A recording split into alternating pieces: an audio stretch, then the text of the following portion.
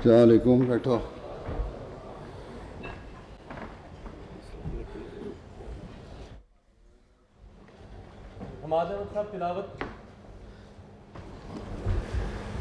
أعوذ بالله من الشيطان الرجيم.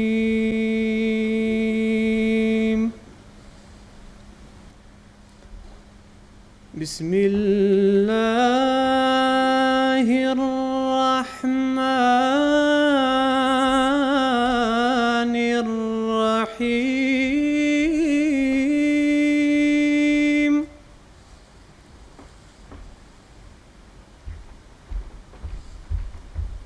قل إنني هداني ربي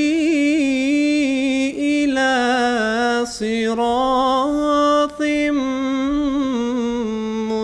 مستقيم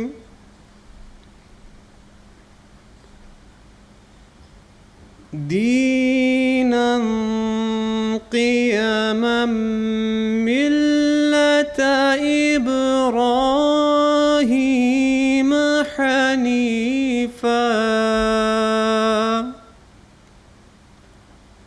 وما كان من المشركين.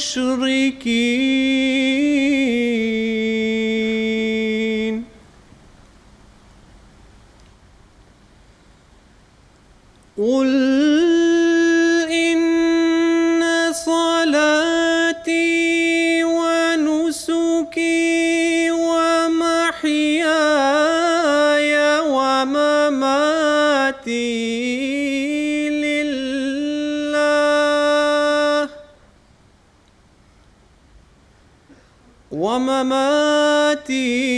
لله رب العالمين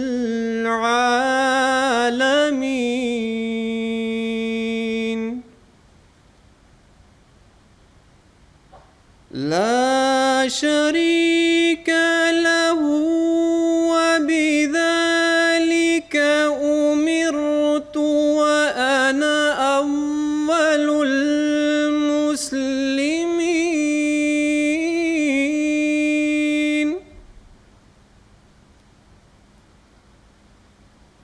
قل أغير الله أبغي ربا وهو رب كل شيء ولا تكسب كل نفس إلا عليها ولا تذر وازرة وزر أخرى ثم إلى ربكم مرجعكم فينبئكم بما كنتم فيه تختلفون.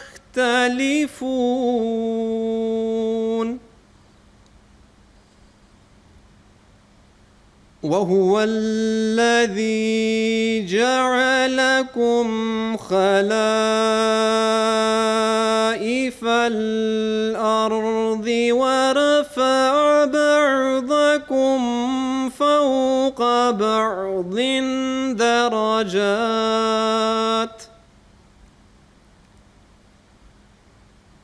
ورفع بعضكم فوق بعض درجات ليبلوكم فيما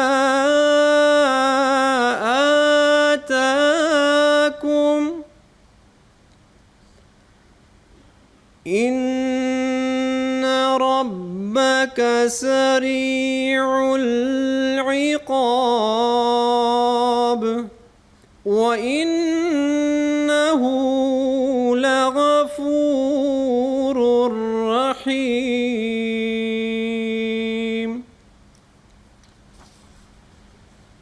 سورۃ الانعام آیات 162 تا 166 کا اردو ترجمہ بیان فرمودہ حضرت خلیفۃ المسیح الرابع رحمہ اللہ تعالیٰ پیش خدمت ہے۔ اللہ کے نام کے ساتھ جو بے انتہا رحم کرنے والا، بن مانگے دینے والا اور بار بار رحم کرنے والا ہے۔ تو کہہ دے کہ یقیناً میرے رب نے مجھے سیدھے رستے کی طرف ہدایت دی ہے، جسے ایک قائم رہنے والا دین ابراہیم حنیف کی ملت بنایا ہے، اور وہ ہرگز مشرکین میں سے نہ تھا۔ تو کہہ دے کہ میری عبادت اور میری قربانیاں اور میرا جینا اور میرا مرنا اللہ ہی کے لیے ہے، جو تمام جہانوں کا رب ہے، اس کا کوئی شریک نہیں، اور اسی کا مجھے حکم دیا گیا ہے، اور میں مسلمانوں میں سے سب سے اول ہوں۔ تو ان سے کہہ دے کہ کیا میں اللہ کے سوا کسی کو اپنا رب پسند کر لوں، جبکہ وہی ہے جو ہر چیز کا رب ہے، اور کوئی جان بدی نہیں کماتی مگر اپنے ہی خلاف، اور کوئی بوجھ اٹھانے والی کسی دوسری کا بوجھ نہیں اٹھاتی، پھر تمہارے رب ہی کی طرف تمہارا لوٹ کر جانا ہے۔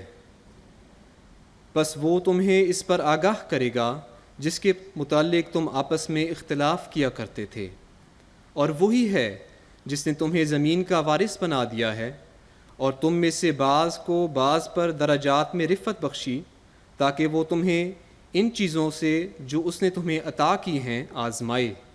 یقیناً تیرا رب عقوبت میں بہت تیز ہے، اور یقیناً وہ بہت بخشنے والا اور بار بار رحم کرنے والا ہے۔ حنان باجوہ صاحب نظم۔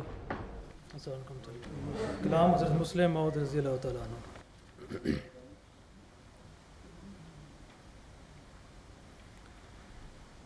میں اپنے پیاروں کی نسبت ہرگز نہ کروں گا پسند کبھی، وہ چھوٹے درجے پہ راضی ہوں، اور ان کی نگاہ رہے نیچی۔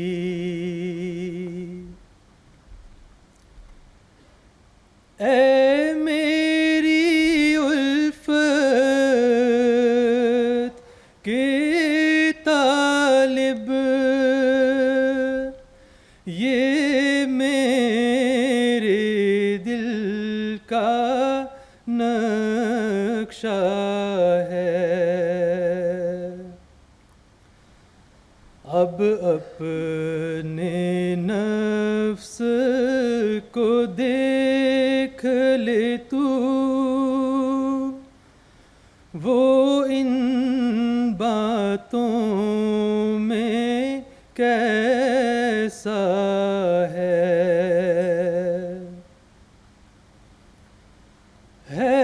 خواہش میری الفت کی،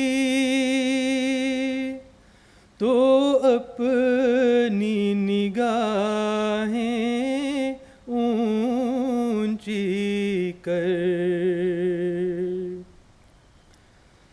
تدبیر کے جالوں میں مت پھنس، کر قبضہ جا کے مقدر پر۔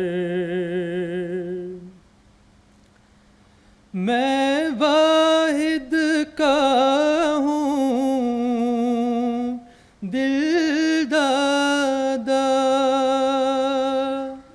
اور واحد میرا پیارا ہے۔ گر تو بھی واحد بن جائے تو میری آنکھ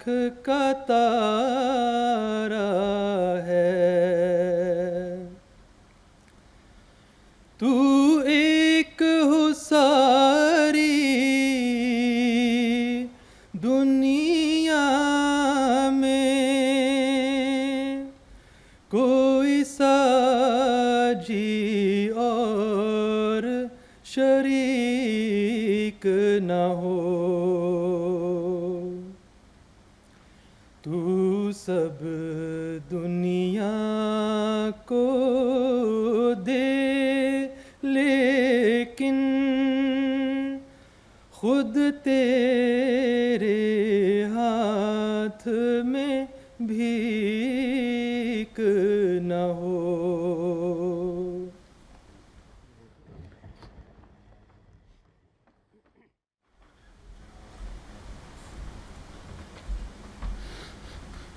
أشهد أن لا إله إلا الله وحده لا شريك له وأشهد أن محمدا عبده ورسوله أما بعد فأعوذ بالله من الشيطان الرجيم بسم اللہ الرحمن الرحیم۔ آج کی یہ تقریب جانے والے صدر خدام الاحمدیہ کے اعزاز میں ہے۔ انہوں نے اپنا دور صدارت کا 6 سال کا مکمل کیا، گو کہ ابھی خدام الاحمدیہ میں ہیں، اور گزشتہ سال سے 1 سال ہو چکا ہے موجودہ صدر کو صدارت کا کام سنبھالے ہوئے۔ خدام الاحمدیہ نے کام کرنے والے اللہ تعالیٰ کے فضل سے دنیا کے ہر ملک میں بڑا اچھا کام کرنے والے ہیں۔ جانے والے صدر صاحب کو میں صرف یہ کہوں گا کہ اب جو جماعتی ذمہ داریاں بعض ان پہ ڈالی گئی ہیں، ان جماعتی ذمہ داریوں کی وجہ سے ان میں جو پہلے ایک جذبہ تھا خدمت کا، ایک خادم کی حیثیت سے، وہ ختم نہیں ہو جانا چاہیے۔ یہ نہ سمجھیں کہ بعض عہدے ان کو مل گئے تو عہدے کی وجہ سے میرا کوئی اونچا مقام ہو گیا ہے۔ ہر عہدے دار کو بلکہ یہ سمجھنا چاہیے، حضرت صلی اللہ علیہ وسلم نے فرمایا کہ سید القوم خادم ہو، کہ قوم کا سردار اس کا خادم ہوتا ہے۔ یہ روح اگر ہمارے ہر عہدے دار میں پیدا ہو جائے تو ایک انقلاب پیدا ہو سکتا ہے۔ نظمیں آپ پڑھتے ہیں، جوش پر جوش تقریریں بھی کر لیتے ہیں، بڑے اظہار بھی کر لیتے ہیں، ترانے بھی پڑھ لیتے ہیں، لیکن عملاً فائدہ اسی وقت ہوتا ہے جب آپ کی سوچ آپ کے ان الفاظ کا ساتھ دے رہی ہو، آپ کا عمل آپ کے ان الفاظ کا ساتھ دے رہا ہو۔ بس آنے والے صدر کو بھی خیال رکھنا چاہیے، اور جس کو یہ خدمت کہ لمبا عرصہ خدمت کرنے کا موقع ملا اور دوسری جگہ خدمت کا موقع مل رہا ہے، اس کو بھی یاد رکھنا چاہیے، اور ہر عہدے دار کو امیر سے لے کے نچلی سطح تک ہر ایک کو یاد رکھنا چاہیے کہ اللہ تعالیٰ کا یہ فضل ہے کہ وہ خدمت دین کی توفیق عطا فرما رہا ہے، اور یہ کوئی کسی کا کوئی حق نہیں ہے۔ بس اس فضل کو ہمیشہ یاد رکھیں۔ خدام الاحمدیہ کے حوالے سے قائدین بھی یہاں بیٹھے ہیں، ان کو بھی بتا دوں کہ خدام الاحمدیہ کا ایک کام، بہت بڑا کام، خلافت احمدیہ کی حفاظت بھی ہے، اور اس کے لیے وہ عہد بھی کرتے ہیں۔ اور حفاظت یہ نہیں ہے کہ صرف عمومی کی ڈیوٹی دے دی یا حفاظت خاص کی ڈیوٹی دے دی، یہ کام تو اور دوسرے بھی کر سکتے ہیں۔ اصل حفاظت یہ ہے کہ خلیفہ وقت کے الفاظ کو پھیلایا جائے، ان پر عمل کیا جائے، ان پر عمل کروایا جائے، اور نئی نسل کو سنبھالا جائے۔ صرف یہ دعویٰ کر لینا کہ ہم دائیں بھی لڑیں گے اور بائیں بھی لڑیں گے اور آگے بھی لڑیں گے اور پیچھے بھی لڑیں گے، یہ لڑائی کا تو مسئلہ نہیں ہے۔ آج کل کی لڑائی، آج کل کا جہاد یہ ہے کہ باتوں پر عمل کیا جائے، اور یہی وہ اصل کام ہے جو خدا ملم نے کرنا ہے. ہر قائد کا کام ہے, ہر زعیم کا کام ہے, ہر ناظم کا کام ہے, ہر محتمم کا کام ہے, اور صدر صاحب کا کام ہے.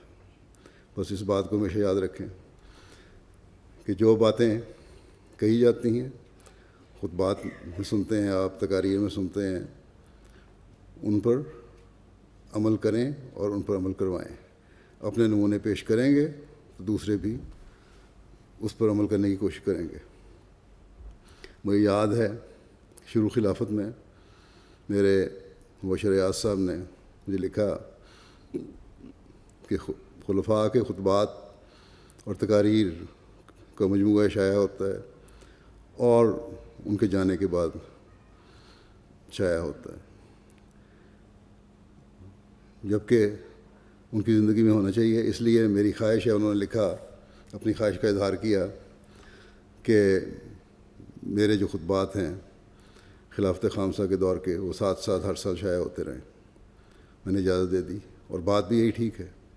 اللہ تعالیٰ نے خلفاء, جماعت احمدیہ کے خلفاء میں, اور آئندہ بھی انشاءاللہ آتے رہیں گے, ہر ایک کا ایک دور رکھا ہوا ہے, اور ہر دور کے مطابق خود رہنمائی فرماتا رہتا ہے, اور جو موجودہ وقت کے تقاضے ہیں اس کے مطابق خلیفہ وقت رہنمائی کرتا ہے. اس لیے وہ دور جب ختم ہو جائے اور جب نیا خلیفہ کا انتخاب ہو جائے اور نئے خلیفہ کو اللہ تعالیٰ اس یہ اعزاز عطا فرما دے, تو پھر تو اس کے مطابق چلنا ہوگا جو جس طرح وہ رہنمائی کرے, نہ کہ پرانی کتابیں شائع کرنے. ٹھیک ہے, تاریخی باتیں بھی بعض مل جاتی ہیں, بعض علمی باتیں مل جاتی ہیں, شائع ہونی چاہیے, لیکن عمل کے لیے ضروری ہے کہ خلیفہ وقت کی بات کو سنو, اس پر عمل کرو, نہ یہ کہ منشا یہ تھا اس سے یا وہ تھا. بعض لوگ عہدیداروں کی طرف سے یہ ہوتا ہے کہ آپس میں جو بات کر رہے ہوں کہ نہیں خلیفہ وقت نے جو یہ الفاظ کہے تو ان کا منشا یہ تھا. اگر منشا یہ تھا یا اس وضاحت کی ضرورت ہے تو خلیفہ وقت موجود ہے, اس سے پوچھو. اور اگر سابق خلفاء کی باتیں تھیں اور ان کا منشا تھا تو اس کا فیصلہ کرنا بھی خلیفہ وقت کا کام ہے کہ اس بات کی کیا تشریح ہوگی, یا حضرت مسیح موعود علیہ الصلوۃ والسلام کے حوالے ہیں یا ان کی باتیں ہیں تو اس کی کیا وضاحت ہوگی. یہ کام ہر عہدیدار کا نہیں ہے. یہ باتیں کہ اس کی تشریح کیا ہونی ہے, یہ ایک فیصلہ کرنا خلیفہ وقت کا کام ہے. اس لیے خدا مولِ احمدیہ ہمیشہ یاد رکھے, ہر عہدیدار ہمیشہ یاد رکھے کہ آپ نے خلیفہ وقت کے الفاظ کو دیکھنا ہے, اس کی باتوں کو سننا ہے اور اس پر عمل کرنے کی کوشش کرنی ہے, اور پرانے منشا اور پرانی باتیں کھنگالنے کی ضرورت کوئی نہیں. اللہ تعالیٰ جب تک بہتر سمجھتا ہے ایک خلیفہ کو زندگی دیتا ہے اور اس کے کام کو جاری رکھتا ہے, اور جب وہ بہتر سمجھتا ہے تو ایک دور ختم ہو جاتا ہے, اگلا دور شروع ہو جاتا ہے. اس لیے اس بات کو, اس حقیقت کو سمجھنے کی ہر ایک عہدیدار کو کوشش کرنی چاہیے. اور خدا مولِ احمدیہ کا خاص طور پر یہ کام ہے کہ جب خلافت کے نظام کی حفاظت کی ذمہ داری ان پر ہے تو حفاظت اسی طرح ہے کہ اپنے نوجوانوں میں, اپنے بچوں میں یہ روح پیدا کریں کہ تم نے خلیفہ وقت کی باتوں کو سننا ہے اور ان پر عمل کرنا ہے. اور یہی حقیقت ہے جو خلافت کی حفاظت کا اہل بناتی ہے, ورنہ اس کے علاوہ سب باتیں ہیں. بس میں دعا کرتا ہوں کہ اللہ تعالیٰ آپ لوگوں کو توفیق عطا فرمائے کہ حقیقی رنگ میں خلافت کی حفاظت کرنے والے ہوں اور خلیفہ وقت کے حقیقی مددگاروں میں سے ہوں, سلطان نصیر ہوں, اور خلافت احمدیہ کا جو ادارہ ہے اس کی حقیقی رنگ میں حفاظت کرنے والے ہوں. اور وہ یہی ہے, جیسا کہ میں نے کہا, کہ خلیفہ وقت کے الفاظ پر عمل ہو اور عمل کروانے کی کوشش ہو اور اس کو پھیلایا جائے. اللہ تعالیٰ آپ کو اس کی توفیق عطا فرمائے.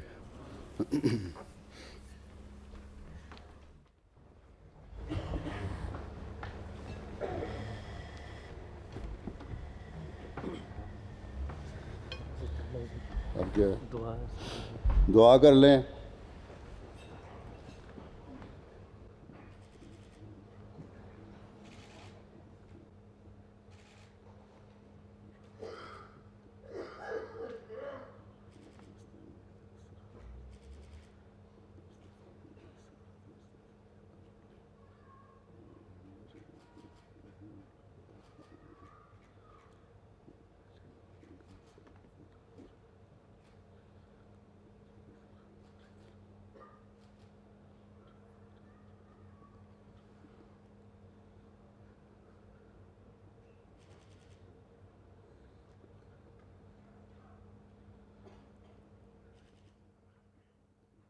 آمین.